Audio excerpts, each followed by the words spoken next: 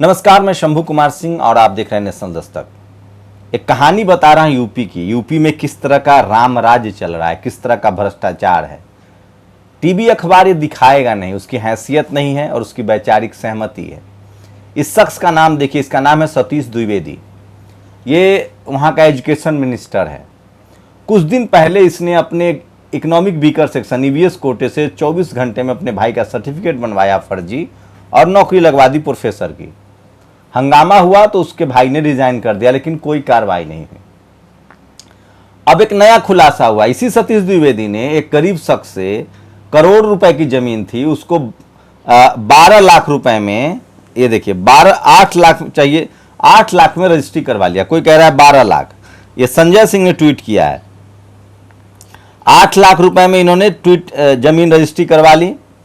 जमीन रजिस्ट्री करवाने के बाद, जैसे इस देश में भ्रष्टाचार आप जानते हैं, जितने भारत माता की जय करने वाले लोग हैं, कौन लोग जमीन के कारोबार में है, रियल एस्टेट के कारोबार में कौन है, दवाई के कारोबार में कौन है। तो व्यापारी इस देश में किस तरह से भ्रष्टाचार मचाते हैं, ये कोई छुपा हुआ नहीं है। इस शख्स ने उस शख्स से जमीन ली और सरकारी रेट के हिसाब से भी 12 लाख रुपए करीब होता है, उसमें भी 8 लाख की रजिस्ट्री करवाई और उसको दिया 1.5 लाख रुपए और एक मोटरसाइकिल। ये योगी सरकार के एक मंत्री का नमूना। आप बताइए इसको हिम्मत कहां से मिलती है। योगी इस देश की सबसे भ्रष्ट सरकारों में से एक योगी की सरकार है। वहां नमक रोटी खाने पर केस दर्ज हो जाता है। अगर आप नमक रोटी खबर दिखाएंगे तो केस दर्ज हो जाएगा। दरअसल बीजेपी ने एक नया ट्रेंड चलाया है, वो गुजरात मॉडल है। खबर दिखाने पर केस दर्ज कर दो। 99.99% पत्रकार इनके जाति के हैं, धर्म के हैं, इनके वैचारिक संगठनों से जुड़े हुए हैं।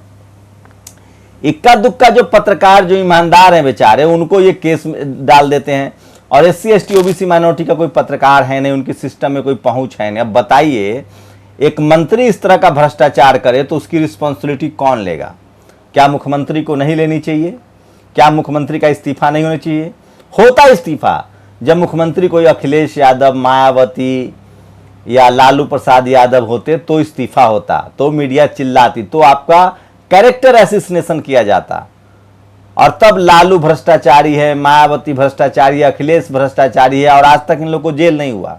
लालू यादव को कैसे फंसाया गया? He is a political prisoner. सोचिए कि किस तरह से एक मंत्री जब इस तरह की चीजें करता है, और ये है जातिवाद, ब्राह्मणवाद, मनुवाद। मंत्री जी को भरोसा है कि कहीं कुछ नहीं होगा, मैं बचा लिया जाऊंगा। कुछ जादू है इस तथाकथित ईमानदार सरकार में। यहां मंत्री के भाई का फर्जी कागजों पर नौकरी मिल जाती है।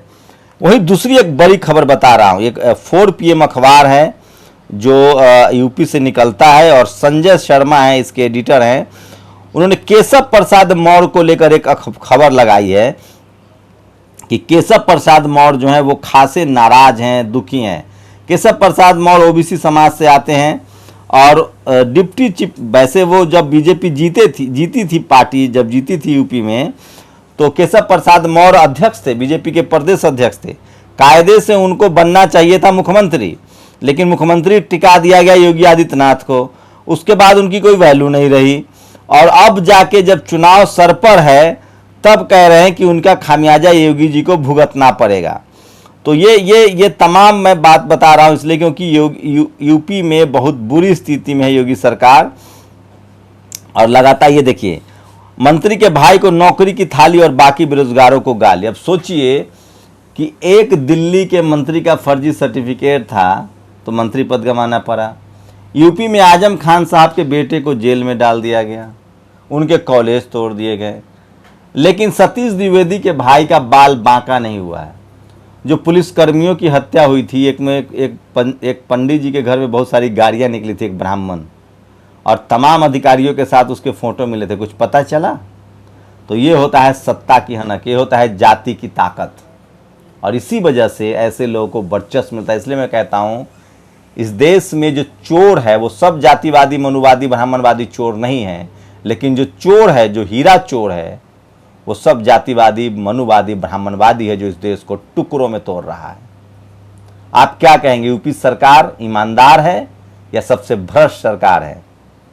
आपकी प्रतिक्रिया क्या? अपनी प्रतिक्रिया जरूर दीजिए। शुक्रिया।